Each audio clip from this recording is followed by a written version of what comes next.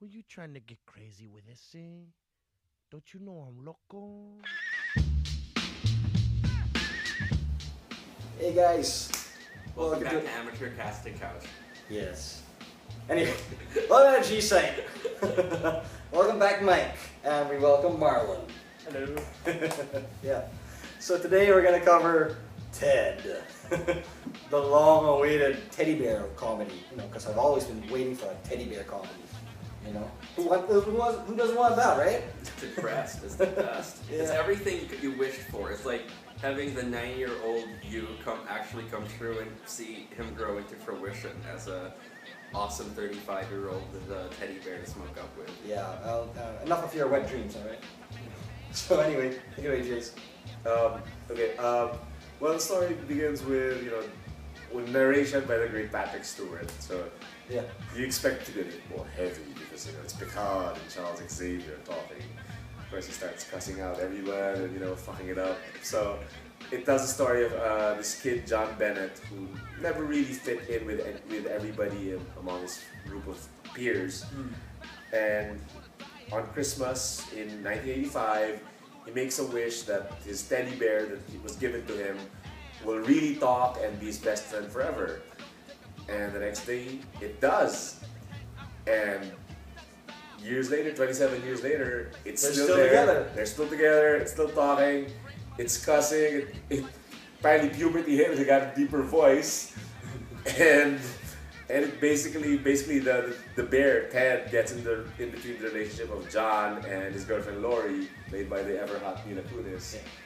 And everything that happens from there is about the any progression of the relationship might end up with sacrificing the friendship with Ted. So it's basically it's like a growing up Yeah, story. it basically is a bromance versus a romance. Yeah. I'd say. Yeah. You know, in the Family Guy tradition, because this is like directed by Seth MacFarlane. Who also Not- provided the voice of Ted. Yeah, and writes it and directs it. So this is his first time to do a live action. So I mean, I'm a fan of Family Guy. I'm not. I Oh, love yeah. Family You're Guy. I'm a hardcore Simpsons guy, and I never got into Family There's Guy. no rivalry there. I mean, I'm happy with It's I'm happy with the just- Simpsons too. Yeah. Rivalry there. I'm okay with both. I It's don't just- know if you'll agree with me, but I think Family Guy fans will like this movie more than Simpsons fans. Than Simpsons fans liking the Oh, I didn't like the Simpsons Simpsons movie. Yeah, I didn't so like it. Oh, really? I thought it was late.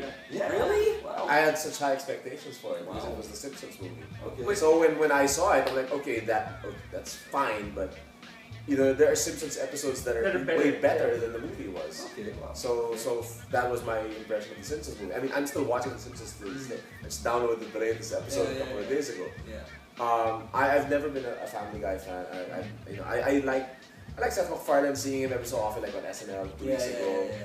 But it's my flaw. I mean, I watch a lot of TV, but unless I catch a TV show from the very start, I never get into it. So that's been my problem. I mean, there's just too many Family Guy episodes to catch up. So I know who he is. I think he's a funny guy when I see him, but this is so there. But I thought this was a hilarious movie. Yeah. This is like, oh man, this is, I would say, I'm saying it right now, it's the funniest comedy I've seen this year. Funniest. I mean, yeah, right? Let's say the first hour straight, it was like It non-stop. was hilarious. it was fast. And It was fast. The Yeah. pacing was It was fast. fast. No, the thing, what's fun is that if you're a Family Guy fan, and if you're familiar with the people around Family Guy, like the intro had Alex Borstein and Ralph Garman, who also does Hollywood Babylon, Kevin Smith over Smodcast. I mean, he really brings his friends to the table, and it kind of comes to a point in which you kind of see somewhat of a live-action Seth MacFarlane story. It Because is. That's what it is. because again, we know he's going to be doing the Flintstones next year, and there is a pattern to Seth MacFarlane's comedy. He's doing the He's Oscars. hosting. That's And he fucking hosted the awesome. Emmys.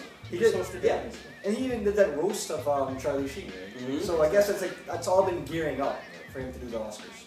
No, and also, for me as a Family Guy fan, I haven't been too crazy with the last season because the thing about Family Guy is that they have on periods and they have off periods. Just like The Simpsons. Yeah, but the thing with Family Guy's off periods is that you can just really tell, and they're honest about the fact that they're running out of ideas. That's one of the fun things about Seth MacFarlane comedies. He's blatantly honest with it. And if you're familiar with the people and with the whole universe, this kind of justifies the crappiness. Well, not the crappiness, but the kind of low level of Family Guy, for me at least, with the last season. Because He's been focusing here on yeah. Ted. And you know, the thing with Family Guy is that it comes to a point in which this also goes for American Dad, in which the show becomes way too self-aware for its own good. So Seth MacFarlane needed, for me, something like Ted to kind of do, and you know, I'd love to see him do more movies, because this is actually a very good jumping point for him if he ever wanted to start doing movies. Marlon? No, I agree with what Mike said. I was actually worried that, as with some Family Guy episodes, that this movie could end up being very derivative and very formulaic. But I think it was refreshing. I think the movie medium is a good format for him, that he's able to stretch his creative muscles and work with these people that he can't do on TV, which made it more refreshing, and that it was live action, and that